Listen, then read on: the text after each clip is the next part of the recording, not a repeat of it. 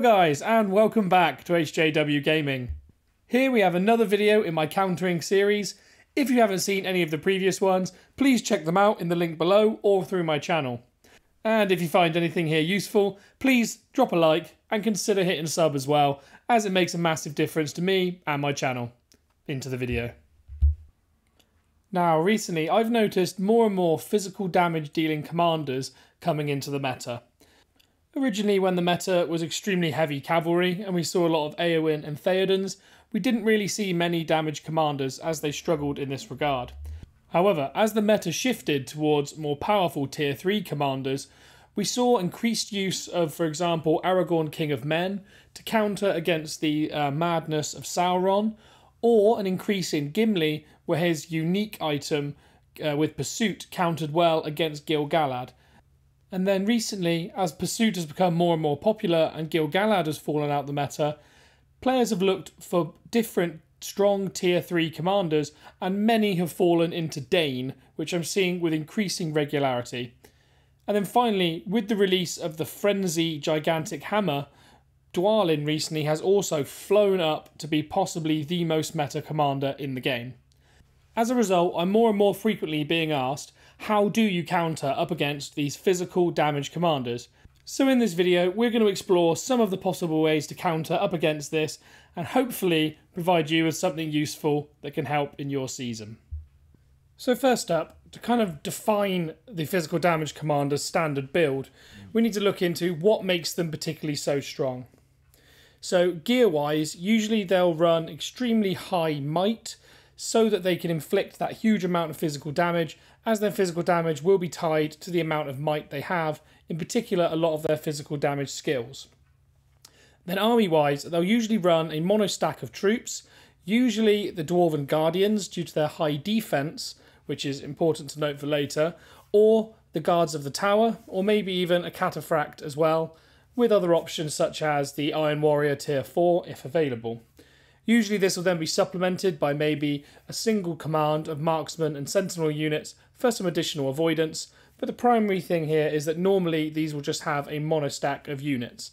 So they're designed not to output any damage, really just to soak up as much damage as possible and stay alive for as long as possible, and that's because one key consideration here is that the commander's damage will scale based on the amount of command of army left at the time that they deal damage.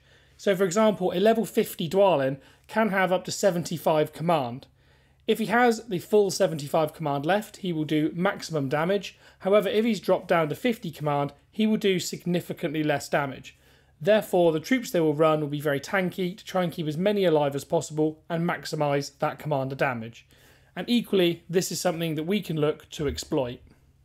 So therefore, the first thing on my list that I think will counter up against these high physical damage commanders is extremely high burst damage. If you are able to hit the enemy as hard and quickly as possible in the early rounds before their high damage skills come into play, normally this will be around round 3, or it is at least for Dwalin and Gimli for example, where they receive their burst damage from All-In and Whirlwind. Therefore, if you can inflict a high amount of damage before this, you can reduce the amount of troops in their army and therefore reduce the amount of damage dealt by those attacks due to the theory that we mentioned earlier. Good examples of commanders that can do this would be Faramir, as he has a lot of early rush skills that can hit in the first few rounds, and also Elrond as well, as he can output a lot of damage with his elves, and that can also be matched with Convener, particularly in those first 2 rounds, to increase his damage. Alternatively, if you want to hit harder and earlier than your opponent, you could run your own physical damage commander, which either has higher speed than the opponent, or equipped with an item which has the Blitz effect, such as the Fiddle of the Eldest. What this Blitz effect will give you, or the higher speed, will mean that your high damage attacks hit before your opponent's. If you can hit before your opponent, of course, you again reduce that number of troops before then their attacks then hit, which means that they'll do less damage because they have less command. So an item like Blitz in a mirror match, for example, between 2 damage commanders can make all the difference. The second method we can use to try and mitigate the damage dealt by the enemy commander is to inflict him with stuns. Now, stuns on a commander himself is not very common. Of course, with commanders like Gandalf the Grey, for example, we see a lot of troop stuns. However, commander stuns are not very common. Two commanders who do possess this within their skill build are Gil-galad, running a top respect 0 skill tree build, and Sauron, running a respect 5 skill tree build.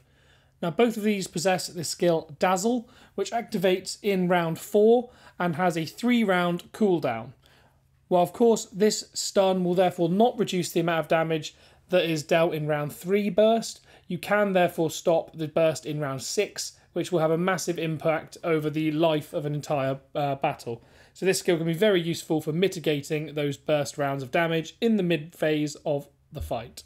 Similar to stunning the commander, you can also look to use this third method, which is inflict the commander with madness. Skill trees which possess this are potentially even rarer than the commander stuns. However, once again, we see that Sauron comes out top of the pile here with his top respect 0 skill tree possessing the Ring of Terror skill, which gives you a 70% chance to inflict madness upon the commander during the first 2 rounds when allocated the full amount of skill points. Similarly, you can also use another evil commander, good side, if you use Grima Wormtongue.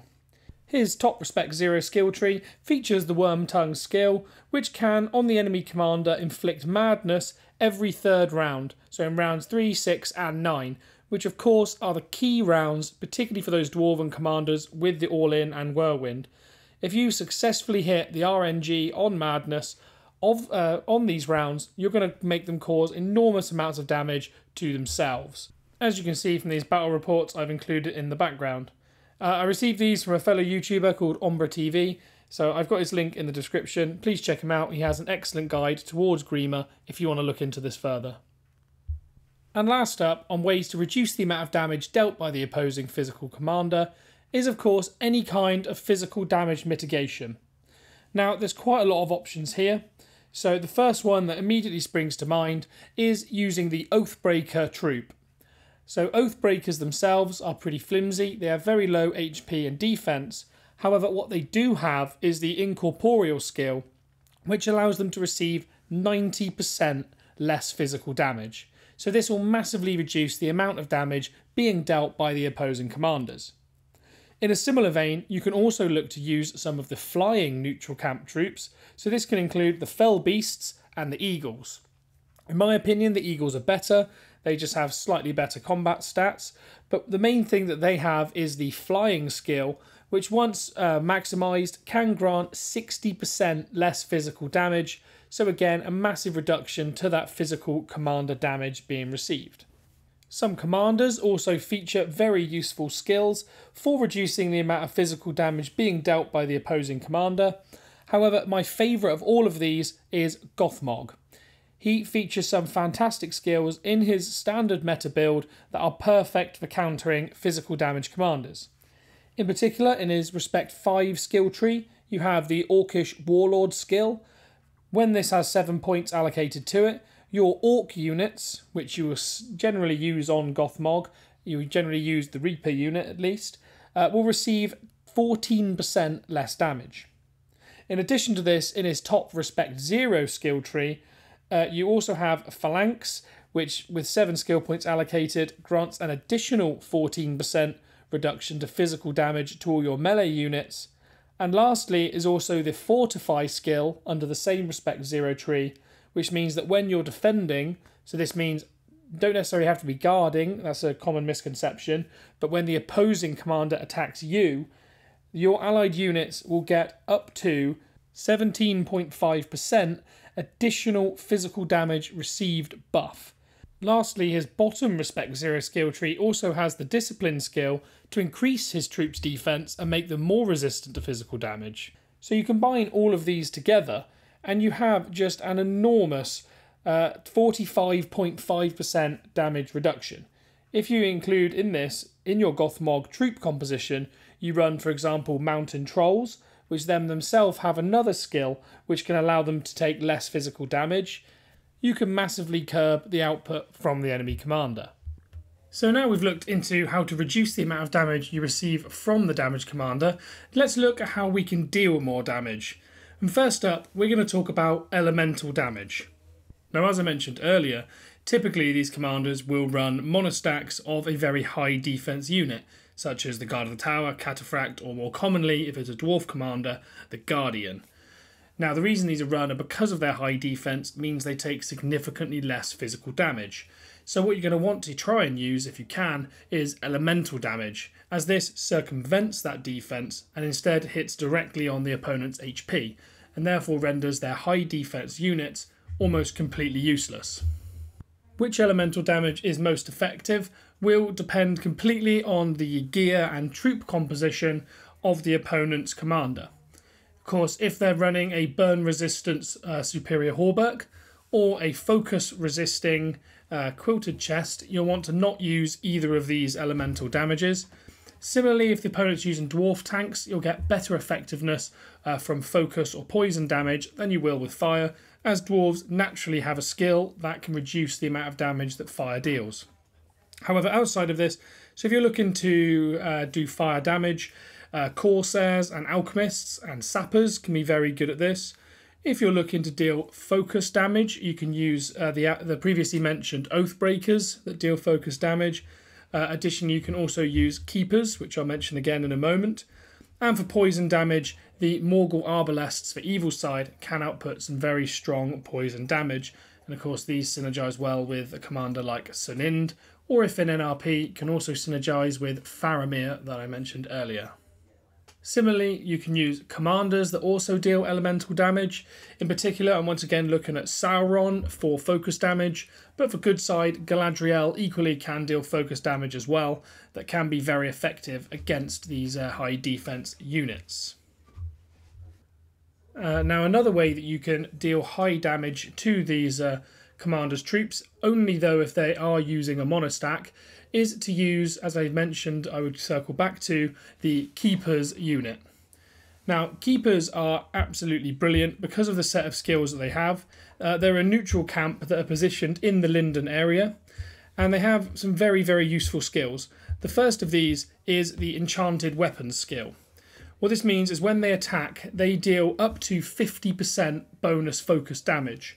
So as I just mentioned, that focus damage will ignore their high defense of those units and hit straight to the HP. But more importantly, they also have the Pounce skill, which means that when fully maximized, they deal an additional 50% per round when the opponent's army only has one unit type. So if the opponent's army has a monostack, of course, the combination of Pounce and Enchanted Weapons will deal an enormous amount of damage. And that's particularly when you look at their stats as well, where they have 20 to 25 attack, which is huge. So they can deal an enormous amount of damage. If you combine this with two of the other commanders I said were good earlier, in either Gil-galad or Elrond, you can make a very, very efficient army for taking down physical damage commanders. And last up, as far as dealing more damage goes, you can look into getting some items which increase the damage against their particular tank unit. For example, the Drums of Moria with the Bane of Dwarves effect can be incredible if the opponent is using a Dwarven monostack, as it increases damage against the enemy dwarves. This is the most common item you'll see, and it does counter against probably the most common monostack troops, but there are others if you check around. Now, I mentioned quite a few commanders as I was going through this video, so I'm just going to show a few of them, how I'd build them, and what armies I would put in place specifically to counter physical damage commanders. Of course, these may be slightly less effective against other types of commander, but these are just my recommended builds for specifically facing off against these physical damage commanders. So at first, we're going to take a look at Sauron. Now, I've mentioned Sauron quite a few times because of his ability to deal high amounts of focus damage, as well as inflict commander stuns and commander madness. The problem with this, however, is these are all contained within different skill trees, with the madness being in his top respect 0, with the stun being in his respect 5, and all of his focus damage skills being in the bottom respect 0 and respect 3 skill tree. So there's a lot of fluidity, if you want, in how you can build him. you can either build in for more focus damage, more madness, or just specifically to target against those commanders with the stun. To specifically target damaged commanders, I would run a base build of something like this, with the top respect 0, base skill the Deceiver, and Ring of Terror maximised. And then in respect 5, I would maximise the enemy to reduce the enemy might and speed, and also then fully maximise Dazzle. The rest of your skill points can then go into the respect 3 skill tree, which will grant you additional focus, focus damage, and also a heal. So therefore you'll be kind of getting the best of all three counters to these damaged commanders, and you should get fantastic results. As far as troop builds go, he doesn't have any particular troop builds to counter up against the high damage commanders, so I would just run the standard troop build, which is 100 war chariots or 2500 half trolls, 2500 halberdiers, and then 1250 dragoons. You could also try running a full focus damage build and run a full set of eagles or oathbreakers, though I'm not sure how effective this will be as I haven't tested it previously. Second up, we're going to take a look at Grima. I would run something like this. The key thing is getting 2 points into Worm Tongue and 1 into Master of Mischief, mainly Worm Tongue, so that we get that madness inflicted on the commander. The usefulness of the respect 3 skill tree is a little bit less against most damage commanders, as Survivor kicks in round 5 and Prudence is only for the first 2 rounds, so you kind of don't avoid that high burst damage in the 3rd round. The bottom respect 0 skill tree is very good, second in command, particularly with points in discipline, as I said earlier, as that higher defense will assist you in reducing the amount of physical damage you receive. And Wizard's Assistant can be very good for dealing additional poison damage, which, as I said earlier, elemental damage can be very good against the monostacked high defense troops. As far as troop compositions go, you can be fairly varied on this. I'd recommend running 80 chariots, around 750 dragoons or 1500 war drummers, and then the rest in reapers.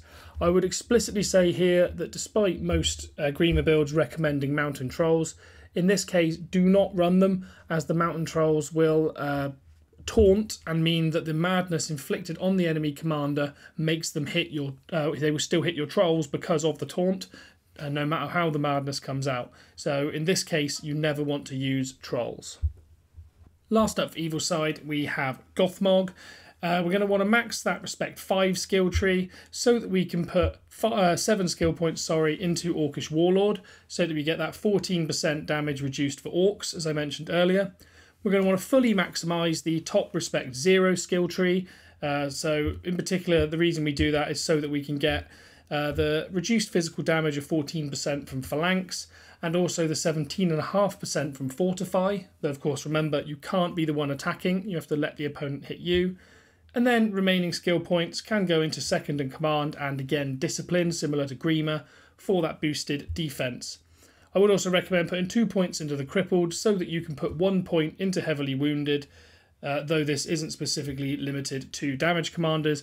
It can just help prevent the opponent from healing and will make Gothmog better in every other matchup outside of damage commanders. Troop-wise, I'd recommend running around 80 mountain trolls.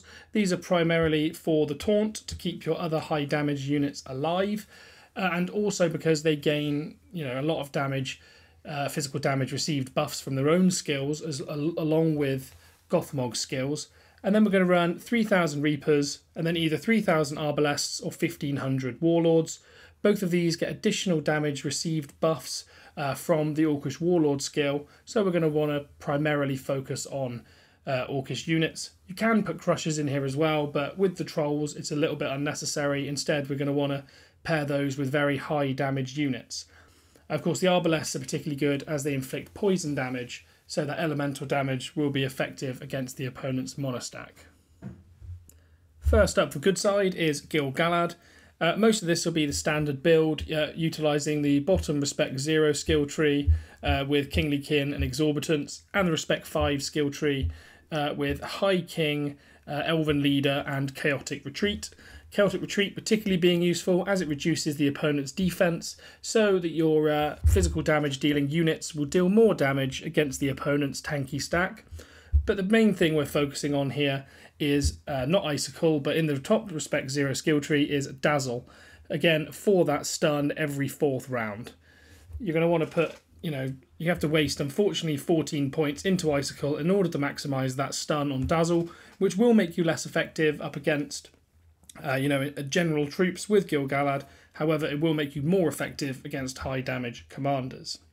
So it's a trade-off. You're going to have to make sure you're always using him against the correct enemy troop. To combat damage dealers, as I said earlier, you're going to want to use keepers, and quite a lot of them. So I'd recommend running, as your kind of tank unit, around 3,000 heralds. I'd then recommend running some sentinels, maybe at around 1,000. The reason for this is when you come up against enemy reapers, they will target the sentinels and not your low defense keepers. So you just want something to soak up that reaper damage. And then you're going to want to run the remaining command of 4,000 units, if level 50, as keepers. And then those keepers will deal a huge amount of damage to the monostack. Second up for good side, I'm going to take a look into Faramir. So the general skill build I would use is maximising his top respect 0 skill tree, his respect 3 skill tree and the top respect 3 sub skill, and then remaining points into his respect 5 and bottom respect 5 sub skill. Make sure you skill these in the correct order as per numbered on the screen. So you're going to want to make sure to put points into Guide and Armed Escort first, before Rangers of Athelion, Rush and Flanking. The reason for this is you want them to activate in the correct order to deal the maximum amount of damage. Troop-wise, we want to look to primarily build this for the Arbalests. This is only effective particularly in non-roleplay, it should be said. Of course, you can't use Arbalests with Faramir in roleplay. But you're going to want to use around 1250 Rangers of the North or 2500 Woes' Hunters. If you have neither of these, you can make do with 2500 Sentinels. And then the rest, you want to use 2500 Sharpshooters for particularly high early round damage, and 2500 Morgul Arbalests for additional poison damage. As I said, the reason that Faramir is so effective is that his damage skills can allow for enormous damage in those early rounds to reduce the opponent's command, and he makes effective use of both the Sharpshooters and the Arbalests for high early round damage and poison damage. And last but not least, as far as good side commanders go, we're going to take a very quick look at King of the Dead. I'm not going to give this a full run through.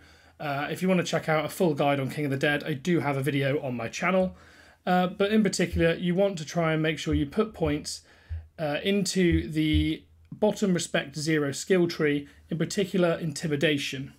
Each point into this gives you a 2.1% chance per point to inflict a stun on the enemy commander, and also reduces the enemy commander's might by 4, which will of course reduce the enemy commander's damage.